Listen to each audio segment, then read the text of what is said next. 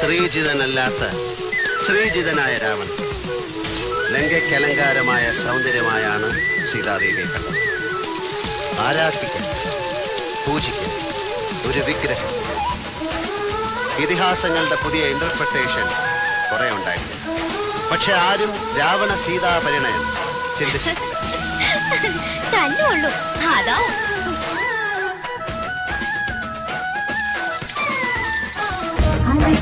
ദീപം കത്തും കണ്ണാണേ മണിച്ചെമ്പകപ്പൂമുട്ടിന്ദിരമാണേ പെയ്യാമുകിൽ ചെങ്കല പോലെ മെടഞ്ഞിട്ട പൂമുടിയല്ലേ തുലാമിന്ന നിന്നണ പോലെ അരഞ്ഞാണമല്ലേ തങ്കമേ നിന്നെയുരുക്കാൻ കൊതിക്കുന്നു പൊന്മയിൽ വെങ്കലക്കാൽ തളചാത്താൻ ഒരുങ്ങുന്നു താരകൾ പുത്തടി പുടവ